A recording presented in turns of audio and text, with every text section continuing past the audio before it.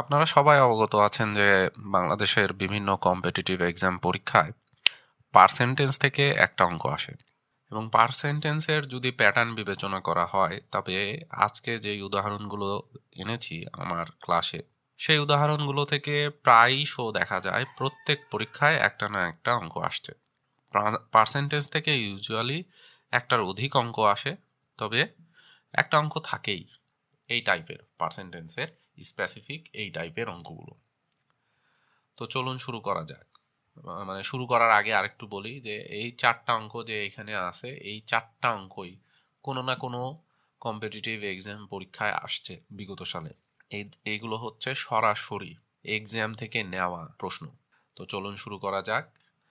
চিনির মূল্য 25% বৃদ্ধি পাওয়াতে একটি পরিবারের চিনি খাওয়া এমনভাবে কমলো যে চিনি বাবদ ব্যয় বৃদ্ধি পেল না। ওই পরিবারে চিনি খাওয়ার খরচ শতকরা কত কমিয়েছিল? এখন যখন আমি প্রশ্নটা পড়ব তখন প্রশ্নটা পড়ে প্রথমেই ভালোভাবে বোঝার চেষ্টা করব প্রশ্নে কি চাওয়া হয়েছে এবং প্রশ্নতে আমার কি অ্যাপ্রোচ হওয়া উচিত প্রশ্ন পড়ার সময়। আমি দেখব যে চিনির যে মূল্য বা চিনির প্রাইস এটা হচ্ছে বাড়ছে, এটা কি হয়েছে, ইনক্রিজ হয়েছে। এবং পরিবারের চিনি খাওয়া এমনভাবে কমালো, তার মানে কি চিনি যে খাওয়া অর্থাৎ কনজিউম রেট হচ্ছে মাইনাস হয়েছে মানে কমে গেছে। এটা ওই পরিবারে চিনি খাওয়ার খরচ না, চিনি খাওয়ার পরিমাণ হবে।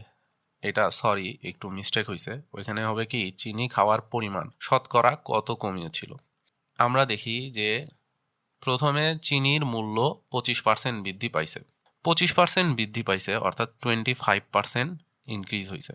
আমি যেই ভাবে 1 মিনিটের কম সময়ে এই অঙ্কটাকে সলিউশন করব সেইভাবে কয়েকটা জিনিস আমার রপ্ত থাকতে হবে।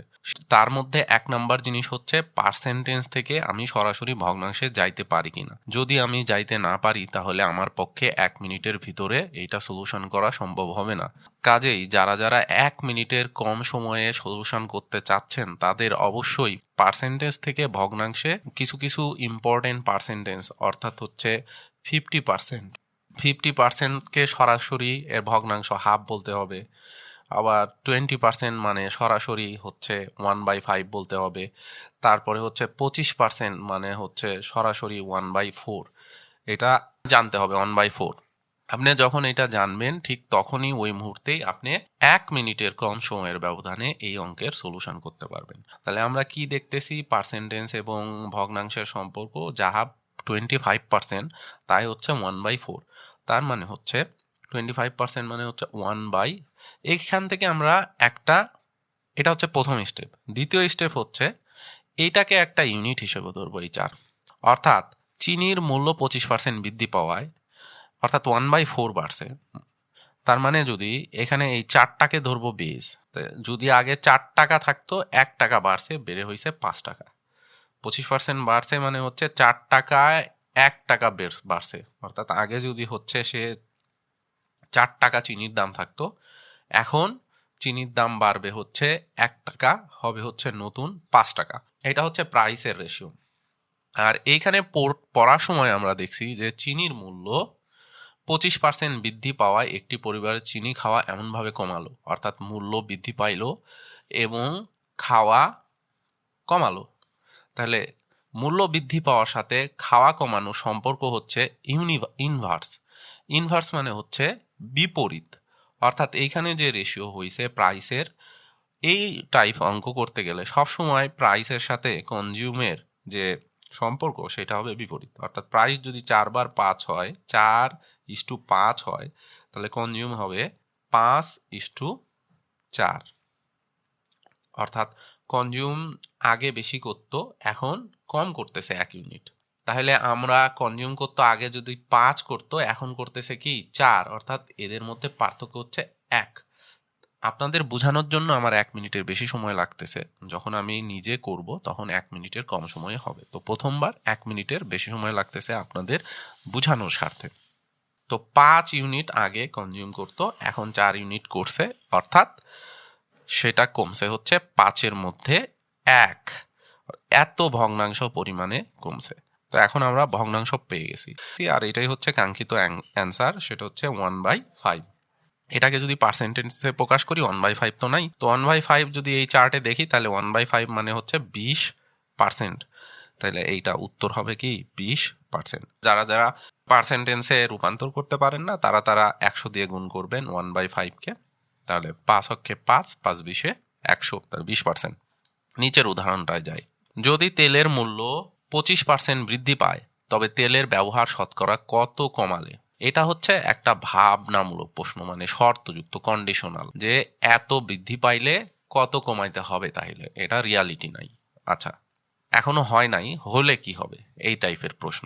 25% বৃদ্ধি, 25% বৃদ্ধি মানে 1/4। 4 মানে আগে যদি 4 টাকা থাকতো তেলের দাম, এখন হচ্ছে 5 টাকা।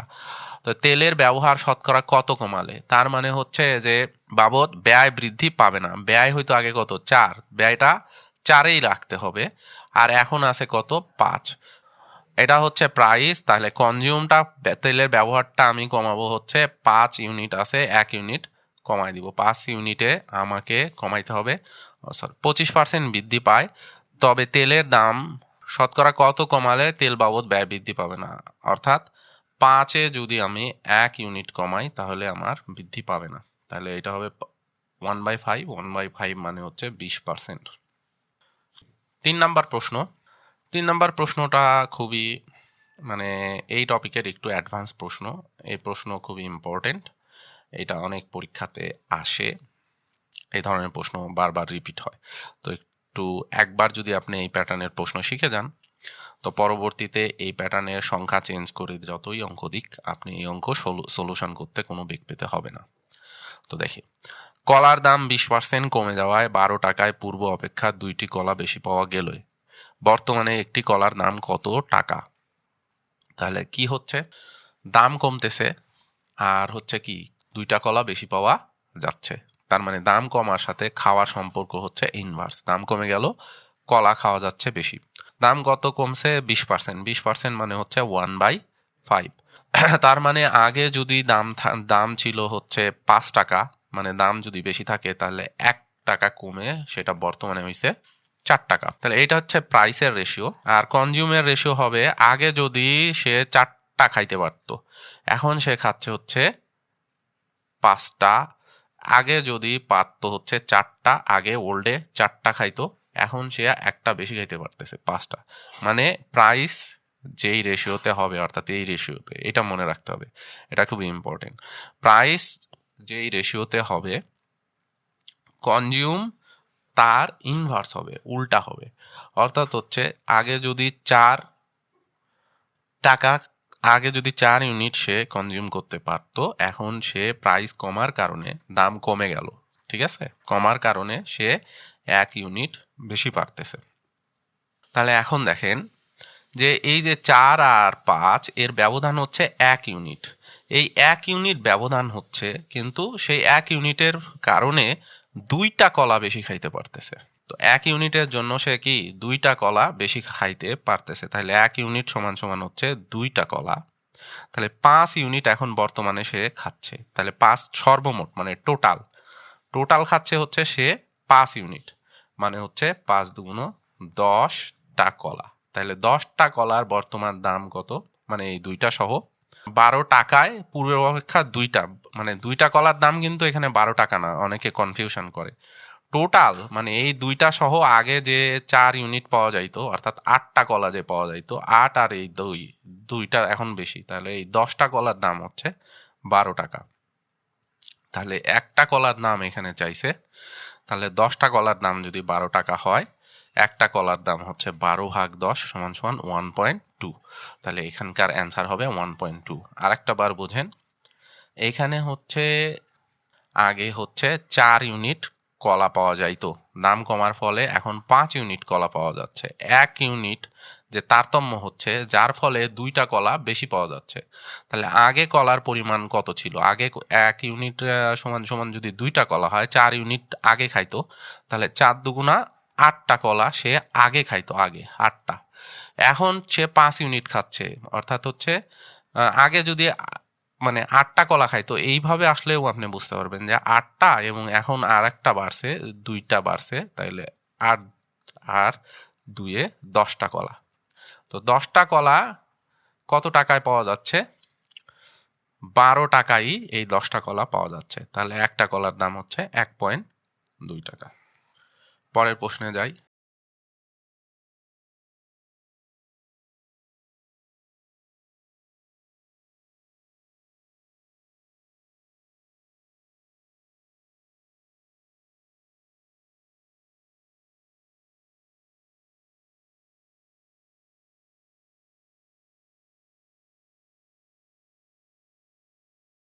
পরের প্রশ্ন হচ্ছে, এটা বাংলাদেশ ব্যাংকের এডি তে আসছিল 2001 সালে।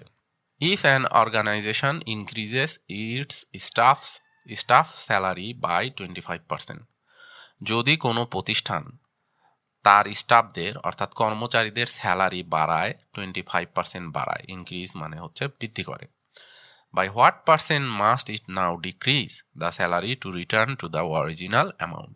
আর সে এখন আবার অরিজিনাল অ্যামাউন্টে ফেরত আসতে চাচ্ছে। প্রথমে বাড়াইছে কত? প্রথমে বাড়াইছে হচ্ছে 25%। 25% মানে হচ্ছে 1/4, অর্থাৎ 4 টাকা যদি বেতন হইতো তার সাথে 1 টাকা করে বাড়ায় এখন 5 টাকা করছে। তো এখন 5 টাকা তো স্যালারি হয়ে গেছে, তাহলে কত কমাইতে হবে? তাকে 4-এ নিয়ে আসতে হলে 1 কমাইতে হবে। তাহলে 5 টাকাতে 1 টাকা কমাইতে হবে, অর্থাৎ 20%।